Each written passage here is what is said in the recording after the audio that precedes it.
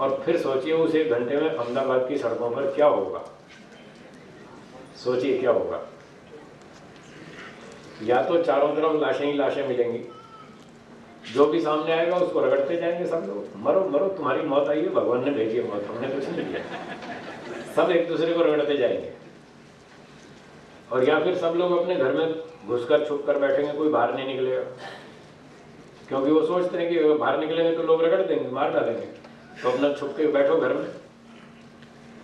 तो 1 घंटा भी आप इस कानून पर व्यवहारिक रूप से नहीं जी पाएंगे कि जो भी कहीं मर रहा है वो भगवान के आदेश से मर रहा है। बिल्कुल नहीं मर रहा, वो ड्राइवर की लापरवाही से मरा है, या अपनी लापरवाही भी हो सकती है, 2 व्हीलर की अपनी लापरवाही भी हो सकती है, ट्रक ड्राइवर की लापरवाही भी हो सकती है, मशीन की खराबी भी हो सकती है, ब्रेक फेल हो सकती है, कुछ भी कारण हो सकता है, पर वो ईश्वर की लिखी मौत नहीं है। कर्म का जो फल होता है वो नाप तोल कर होता है या ऐसे जो मर्जी है? नाप तोल कर होना चाहिए। अभी अभी जैसे हमने 10 नियमों को सुबह पिछले सत्र में दोहराया था, जितना कर्म उतना फल। तो कर्म के हिसाब से नाप तोल कर ही तो फल दिया जाएगा। आपने 1 महीना नौकरी की तो 1 महीने का वेतन मिलेगा, 10 महीना की तो 10 महीने का मिलेगा, 2 साल की तो 2 साल का मिलेगा, हिसाब से मिलेगा। अब जो दुर्घटना होती है, एक्सीडेंट होता है, उसमें जो नुकसान होता है, कहीं 1 हाथ टूटता है, कहीं 2 हाथ टूटते हैं, कहीं टांगें भी टूटती हैं, कहीं पूरी मौत होती है, जो दुर्घटना में ये सब होता है। तो वो ड्राइवर नाप तोल करके हाथ पांव तोड़ता है कि इस दुर्घटना में 1 हाथ तोड़ना, इस दुर्घटना में 2 हाथ तोड़ना है, ऐसा होता है क्या? वो तो अचानक होता है, कुछ भी हो जाए। वो तो कुछ भी, 1 हाथ टूट सकता है, 2 भी टूट सकते हैं, पूरा भी मर सकता है।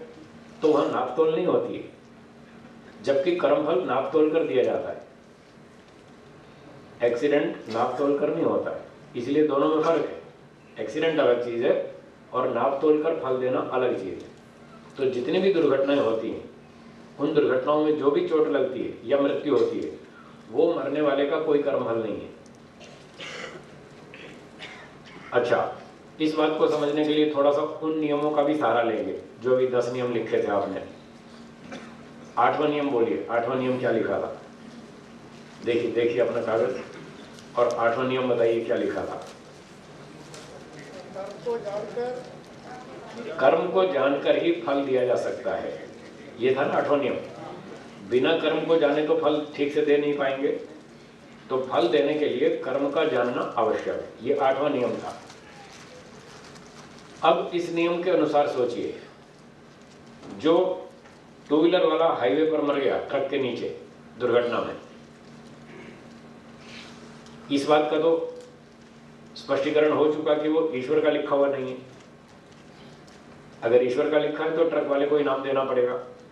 जो ईश्वर के आदेश का पालन करे उसको इनाम दिया जाता है। ईश्वर के आदेश का पालन करना धर्म है या अधर्म है जी? धर्म। तो धर्म का फल सुख होना चाहिए या दुख होना चाहिए? तो ड्राइवर को सुख दो। अगर मानते हैं ईश्वर का आदेश है तो उसको सुख देना पड़ेगा, पर वो तो आप देते नहीं, आप तो मुकदमा करते हैं। इससे सिद्ध हुआ कि वो ईश्वर का आदेश तो था नहीं। तो फिर किसने मारा? ड्राइवर ने मारा। वो शराब के नशे में था, ठीक से गाड़ी नहीं चलाई और ठोक दिया उसको, दुर्घटना में मार दिया। तो जो दुर्घटना में मारा गया वो ड्राइवर की लापरवाही से मारा गया। अगर इसको मरने वाले का पिछले जन्म का कर्म माना जाए, कर्म फल माना जाए, तो 8वां नियम एक प्रश्न खड़ा करेगा। वो प्रश्न ये होगा कि कर्म को जाने बिना फल नहीं दिया जा सकता। तो क्या ड्राइवर, ट्रक का ड्राइवर, क्या 2 व्हीलर वाले के पिछले जन्म के कर्म को जानता है? हाँ या ना? जब वो कर्म को ही नहीं जानता तो फल कैसे देगा? 8वां नियम फेल हो गया। 8वें नियम में बताया था जब तक कर्म को नहीं जान रहे हम, तब तक ठीक ठीक फल नहीं दिया जा सकता।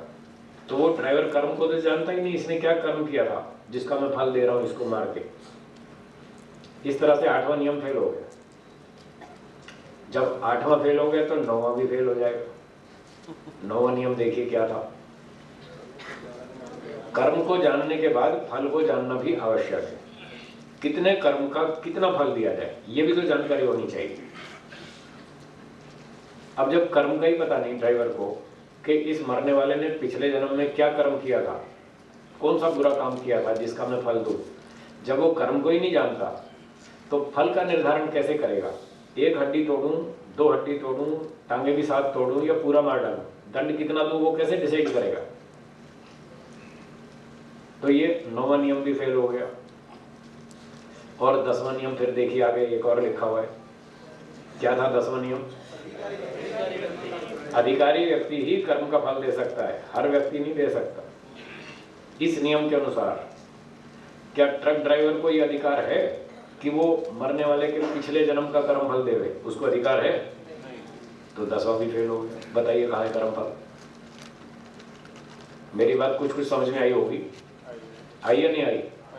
आई ना? तो 3 नियम यहाँ 8वां, 9वां, 10वां तीनों नियम फेल हो गए यहाँ।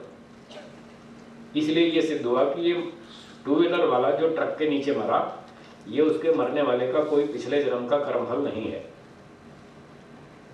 ये कर्मफल नहीं है। तो फिर क्या है? बिना ही कर्म के उसको दुख भोगना पड़ा, जान चली गई बेचारे की। वो तो मर गया, उसके परिवार वाले भी दुखी हो रहे हैं, उन परिवार वालों को भी दुख होगा। एक घर का व्यक्ति चला गया तो उसके कारण औरों को भी कष्ट होता है। तब प्रश्न उठेगा फिर ये क्या था? जब कर्मफल नहीं था तो क्या था? इसको बोलते आधि भौतिक दुख। क्या बोलेंगे? आधि भौतिक दुख। दूसरों के कारण, दूसरे चेतन आत्माओं के कारण अन्याय से जो हमें दुख मिलता है उसको आधि भौतिक दुख कहते हैं। तो ट्रक ड्राइवर की लापरवाही से, उसके अन्याय से 2 व्हीलर वाला मारा गया, तो उसकी वजह से ये 2 व्हीलर वाले को नुकसान हुआ, उसके परिवार वालों को नुकसान हुआ। ये सारा आधि भौतिक दुख है, ये बिना कर्म के भोगना पड़ता है और ये सबको भोगना पड़ता है। ये अन्याय से प्राप्त होने वाला दुख है। ऋषि लोग कहते हैं जो भी व्यक्ति संसार में जन्म लेगा, चपरासी से लेके और राष्ट्रपति तक कोई भी हो, जो भी संसार में जन्म लेगा सबके साथ अन्याय होगा। एक भी व्यक्ति आपको दुनिया में ऐसा नहीं मिलेगा, नॉट ए सिंगल पर्सन, कोई एक व्यक्ति भी ऐसा नहीं मिलेगा जो हाथ ऊंचा करके ऐसा कह दे मेरे साथ आज तक एक बार भी अन्याय नहीं हुआ। आप में से है कोई हो तो हाथ ऊंचा करे जिसके साथ एक बार भी अन्याय नहीं हुआ आज तक? है कोई? एक भी नहीं है। तो वेद और ऋषि लोग क्या कहते हैं? जो संसार में जन्म लेगा उसके साथ अन्याय होना निश्चित है, गारंटी। अन्याय की गारंटी है, न्याय की कोई गारंटी नहीं। फिर लोग कहते हैं साहब हमारा कोई दोष नहीं था, हमको क्यों भोगना पड़ा? तो भोगना ही पड़ेगा। आपने क्या गलती की? संसार में जन्म लिया, यही गलती की। अब आप सोचेंगे संसार में जन्म लेना की कोई गलती है क्या? आज आपको बड़ी अजीब अजीब बातें मिलेंगी सुनने को।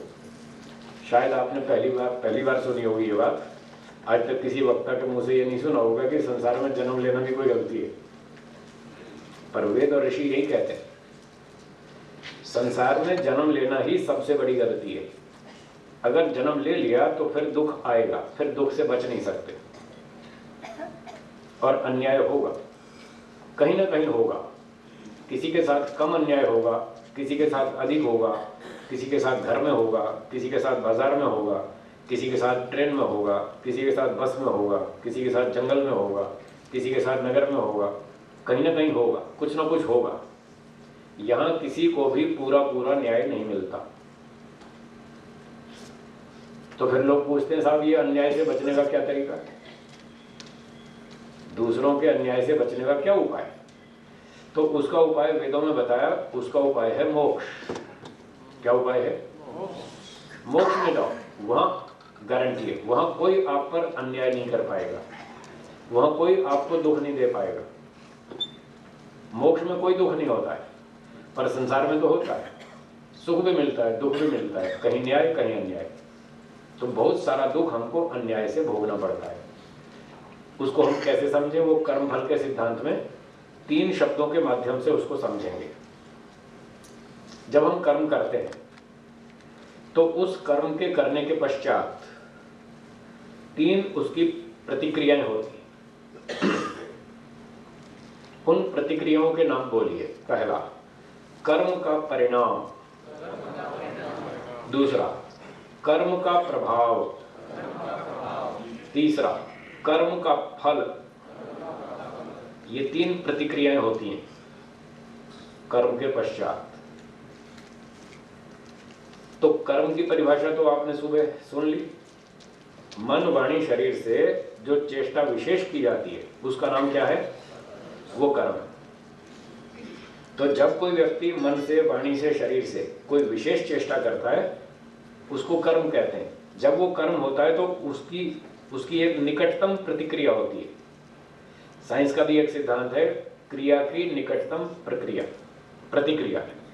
एक्शन का नियरेस्ट रिएक्शन। जब भी कोई एक्शन किया जाएगा उसका तुरंत एक रिएक्शन होगा। वो जो नियरेस्ट रिएक्शन है उसका नाम है कर्म का परिणाम। उदाहरण के लिए, कुछ बच्चे गार्डन में खेल रहे थे, अपना क्रिकेट से खेल रहे थे, क्रिकेट का खेल खेल रहे थे, और एक बच्चा बैटिंग कर रहा था। उसने जोर से शॉट मारा, बॉल आई सामने से, जोर से शॉट मारा, और वो पड़ोस में एक सेठ जी का मकान था, उसके शीशे पर जाके टकराई बॉल, खिड़की के शीशे पर। ठीक है, तो क्या होगा? शीशा बचेगा, टूट जाएगा? टूट जाएगा। अच्छी जोर से शॉट मारी, बॉल भी मजबूत थी, जाके शीशा तोड़ दिया। तो जब शीशा टूट गया तो आवाज हुई, सेठ जी को पता लगा क्या हुआ, कुछ टूट फूट हुई है, देखें तो सही क्या हुआ। तो जाके देखा, हमारी खिड़की का शीशा तोड़ दिया। वो निकल के आए बाहर, किसने तोड़ा? नालायक ने। कौन दुष्ट है? पकड़ो इसको, किसने मेरा शीशा तोड़ा? तो पता लग गया भाई इस बच्चे ने तोड़ा। उस बच्चे को पकड़ लिया, क्यों भाई तुमने हमारा शीशा तोड़ा? कि हाँ साहब गलती हो गई। गलती बलती कुछ नहीं, दंड मिलेगा। हमारे 200 रुपए का शीशा तोड़ दिया, भरो या 200 रुपए, और 2 थप्पड़ भी लगाए, 200 रुपए जेब से निकलवाए।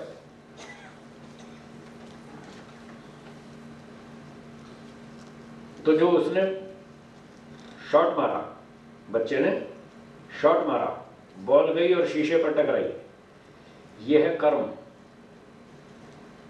जो बॉल जाके शीशे पे टकराई, ये हुआ कर्म। और इस कर्म का परिणाम क्या हुआ? शीशा टूट गया। जो एक्शन हुआ तो उसका कोई ना कोई रिएक्शन तो आएगा ना। शीशे पे बॉल टकराई, ये कर्म है, और टकराने से शीशा टूट गया, ये उसका परिणाम है, ये एक्शन का रिएक्शन। और जब सेठ जी को पता लगा कि मेरा शीशा टूट गया, तो सेठ जी को सुख हुआ या दुख हुआ?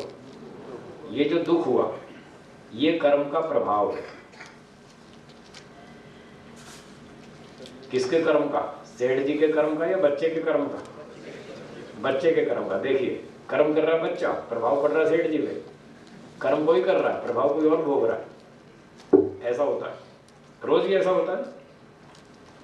ट्रैफिक जाम हो जाता है सड़क पे, लाल बत्ती पे ट्रैफिक जाम हो गया, फिर लोग हॉर्न मारते हैं, चलो चलो आगे निकलो, जल्दी करो जल्दी करो। फिर आपस में कहीं कहीं बोलाचाली हो जाती है, कुछ गर्मा गर्मी भी हो जाती है। तो कर्म कोई और करता है, भोगना किसी और को पड़ता है। तो मैं इस उदाहरण को ले रहा था, कर्म किया बच्चे ने और परिणाम हुआ शीशे पर, प्रभाव पड़ा सेठ जी पर, और सेठ जी ने आके 2 थप्पड़ लगाए और 200 रुपये वसूल कर लिए। ये क्या हुआ? ये कर्म का फल। अब बोलिए, परिणाम, प्रभाव और फल समझ में आ गया? ऐसा ही सारी दुनिया में होता है। तो जब भी कोई कर्म होता है उसका कोई ना कोई नियरेस्ट रिएक्शन होता है। एक्शन का नियरेस्ट रिएक्शन होता है, क्रिया की निकटतम प्रतिक्रिया, उसको बोलेंगे परिणाम। अब जो प्रभाव है, कर्म का प्रभाव, उसकी परिभाषा सुनिए। जब कोई कर्म हुआ, उस कर्म की सूचना, जानकारी जिस जिस व्यक्ति को मिलेगी, ध्यान दीजिएगा, उस कर्म की जानकारी जिस जिस व्यक्ति को मिलेगी उस पर प्रभाव पड़ेगा। सेठ जी को पता लग गया मेरे मकान का शीशा टूट गया है, तो सेठ जी पे प्रभाव पड़ेगा। सेठ जी का बेटा कॉलेज में पढ़ने गया, उसको नहीं मालूम मेरे घर का शीशा टूटा है, तो बच्चे को, उसके सेठ जी के बेटे को नहीं मालूम, उसके बेटे पर कोई प्रभाव नहीं पड़ेगा। तो प्रभाव की ये शर्त है, यदि उसकी सूचना मिलेगी तो प्रभाव पड़ेगा, सूचना नहीं मिली तो नहीं पड़ेगा। प्रभाव का एक और दृष्टांत देता हूं बीच में। एक व्यक्ति दिल्ली में रहता है और एक भाई उसका लंदन में रहता है। दिल्ली वाले व्यक्ति का एक्सीडेंट हो गया, टांग टूट गई, तो हॉस्पिटल में गया, प्लास्टर चढ़ा दिया, 2 महीने तक प्लास्टर चढ़ा रहा। और उसका जो भाई लंदन में रहता था उसको सूचना नहीं दी गई कि दिल्ली वाले भाई का एक्सीडेंट हुआ है, उसको लंदन वाले भाई को सूचना नहीं दी। उसका 2 महीने तक टांग पर प्लास्टर चढ़ा रहा, 2 महीने बाद प्लास्टर खुला, फिर उसकी फिजियोथेरेपी कराई गई और करा करा के 6 महीने में उसकी टांग ठीक ठाक हो गई, बिल्कुल वैसी पहले जैसी हो गई। तब तक लंदन वाले भाई को सूचना नहीं दी गई। जब वो बिल्कुल ठीक ठाक हो गया, पहले जैसा हो गया, अब 6 महीने बाद लंदन वाले भाई को सूचना दी। क्या सूचना दी? आज से 6 महीना पहले जो भाई तुम्हारा दिल्ली में रहता है उसकी टांग टूटी थी, आज सूचना दी 6 महीने बाद। तो जिस दिन सूचना देंगे तब से उस लंदन वाले भाई को दुख होना शुरू होगा या नहीं होगा? होगा ना। अच्छा, मेरे भाई की टांग टूट गई थी, अब उसको दुख होना शुरू हो जाएगा। जब तक सूचना नहीं दी तब तक कोई प्रभाव नहीं पड़ा। आज सूचना दे रहे हैं, आज से प्रभाव शुरू हो गया, जबकि वो ठीक भी हो चुका है, अब उसको कोई तकलीफ नहीं है, टांग उसकी वापस ठीक ठाक हो गई, अब उसको कोई समस्या नहीं, फिर भी वो लंदन वाला अब दुखी हो रहा है। तो ये प्रभाव का उदाहरण है। यदि सूचना मिलेगी तो प्रभाव पड़ेगा, सूचना नहीं मिलेगी कोई प्रभाव नहीं पड़ेगा। और तीसरा है फल। फल का नियम आपने 10 सुन लिए, जो कर्म करेगा उसी को फल मिलेगा, दूसरे को नहीं। तो शीशा किसने तोड़ा था? क्रिकेट वाले बच्चे ने जो खेल रहा था। तो जिस बच्चे ने शीशा तोड़ा उसी को दंड मिलना चाहिए, और उसी को दंड देंगे तो वो फल। और मान लो तोड़ा किसी और बच्चे ने और पकड़ लिया किसी और को, पिटाई कर दी किसी और की, तो क्या इसको फल माना जाएगा? है जी, फल नहीं माना जाएगा। फल तो वो तभी माना जाएगा जिसने कर्म किया था उसी को मिलना चाहिए, दंड या इनाम जो भी। अच्छा किया तो इनाम और बुरा किया तो दंड। जिसने कर्म किया उसी को फल मिलना चाहिए, ये न्याय की बात है। तो जैसे इस उदाहरण में हमने देखा, शॉट मारना एक कर्म है, शीशे का टूटना उसका परिणाम है, सेठ जी का दुखी होना उसका प्रभाव है, और बच्चे को दंड मिलना ये उसके कर्म का फल है। अगर हम इन 3 चीजों को समझ लेंगे तो हमारी बहुत सारे प्रश्नों के उत्तर मिल जाएंगे। ट्रक ड्राइवर ने लापरवाही से गाड़ी चलाई और स्कूटर वाले को ठोक दिया, ये क्या हुआ? ये जो ठोक दिया ये हुआ कर्म, और इसका परिणाम क्या हुआ? उसकी मृत्यु हो गई, 2 व्हीलर वाले की मृत्यु हो गई। ये क्या हुआ? कर्म का, हाँ जी, परिणाम। किसके कर्म का? ड्राइवर के। ये ड्राइवर के कर्म का परिणाम है, ये मरने वाले का कोई पिछला कर्म फल नहीं है, मरने वाले का कर्म फल नहीं है। तो प्रश्न उठा, जब उसका कर्म फल नहीं तो भोगना क्यों पड़ा? इसलिए भोगना पड़ा कि उसने संसार में जन्म लिया। अगर वो जन्म नहीं लेता तो नहीं मरता है। जन्म नहीं लेता, स्कूटर पे नहीं आता, हाईवे पर नहीं आता तो नहीं मरता। अब जन्म ले लिया, 2 व्हीलर चला रहा है, हाईवे पर चल रहा है, फिर कोई तो ठोकेगा। ठोक भी सकता है, नहीं भी ठोक सकता है, संयोग की बात है, कोई पहले से निर्धारित नहीं है। जो निर्धारित होता है उसको एक्सीडेंट नहीं कहते। एक्सीडेंट उसी को ही तो कहते हैं जो अचानक हो जाए। जो प्री डिसाइडेड नहीं है उसी का नाम तो एक्सीडेंट। आप गुजराती में अकस्मात कहते हैं। अकस्मात का मतलब क्या? जो अचानक हो जाए। और जो प्री डिसाइडेड हो कि इसको यहाँ पर मारना है, ऐसे मारना है, वो एक्सीडेंट थोड़ी हुआ, वो तो मर्डर है, वो तो हत्या है, सोच समझ के मारा है। तो जो हत्या की जाती है, सोच समझ के मारा जाता है, वो दुर्घटना नहीं होती। दुर्घटना अलग चीज है, हत्या अलग चीज है। तो ये तो दुर्घटना थी, इसलिए प्री डिसाइडेड नहीं था। अचानक कभी भी कुछ भी हो सकता है, किसी के साथ भी हो सकता है। तो ड्राइवर ने लापरवाही की, स्कूटर वाला मारा गया। तो स्कूटर वाला जो मारा गया ये ड्राइवर के कर्म का परिणाम है, जो उस बेचारे को भोगना पड़ा। अब इसके मरने वाले के परिवार वाले उनको जब सूचना मिलेगी कि हमारे परिवार का एक सदस्य मारा गया दुर्घटना में, उन सबको बेचारों को दुख होगा, हाँ या ना? ये सारा प्रभाव है। जिस जिसको सूचना मिलेगी कि हमारा व्यक्ति मारा गया, वो बेचारा दुखी होगा। ये उसके ड्राइवर के लापरवाही रूपी कर्म का प्रभाव है, जो मरने वाले के परिवार वाले दुखी हो रहे हैं। और फिर ड्राइवर को पकड़ा जाएगा, उस पर केस चलेगा और उसको दंड मिलेगा। ये उसका फल होगा। जिसने गलती की उसी को फल मिलेगा, और फल इन्हीं 10 नियमों के अनुसार मिलेगा। वहाँ ये सारे नियम लागू होंगे। तो जहाँ इन 10 नियमों के अनुसार मिल रहा हो सुख दुख, तो वहाँ आप समझ लेंगे कि ये कर्म का फल है। और जहाँ ये 10 नियमों के विरुद्ध मिल रहा है, ये नियम लागू नहीं हो रहे और सुख दुख मिल रहा है, तो समझ लीजिए ये कर्म का फल नहीं है, या तो ये कर्म का परिणाम है या कोई प्रभाव है, ऐसा मानना चाहिए। इसी तरह से किसी सेठ के यहाँ चोरी हो गई। चोर जो है वो 4 लाख की संपत्ति चुरा के ले गया। तो ऐसी घटना में भी लोग कहते हैं साहब देखो सेठ का कोई पिछला कर्म फल है, इसके यहाँ चोरी हुई। कहते हैं या नहीं? वहां भी यही कहते हैं। कोई दुर्घटना में मर गया, कोई चोरी हो गई, कोई ऐसे ऐसे नुकसान होते रहते हैं, तो वो सब पिछला कर्म फल मानते हैं। ये पिछला कर्म फल नहीं है, बिल्कुल नहीं। अगर ये सेठ का पिछला कर्म है तो चोर अपराधी बिल्कुल नहीं है। उसने तो सेठ का कर्म फल दिया, और वो चोरी करना, कर्म का फल देना ईश्वर ने कहा था उसको, तो फिर चोर को भी इनाम देना पड़ेगा। वो आप देंगे नहीं, वो आप देंगे नहीं, तो इससे सिद्ध हो गया वो कर्म फल नहीं है। तो फिर क्या है? चोर ने चोरी की, वो उसका कर्म है। सेठ को 4 लाख का नुकसान हुआ, ये इसके कर्म का परिणाम है। और सेठ के घर वाले सब दुखी हो गए, ये उसका प्रभाव है। और चोर को पकड़ के जेल में डाला, ये उसका फल है। जो चोरी करेगा उसको फल मिलेगा, दंड मिलेगा। तो इस प्रकार से कर्म का परिणाम, प्रभाव और फल, ये 3 चीजें हमको अलग अलग समझनी चाहिए, तो हम बहुत सारी समस्याओं से बाहर आ जाएंगे।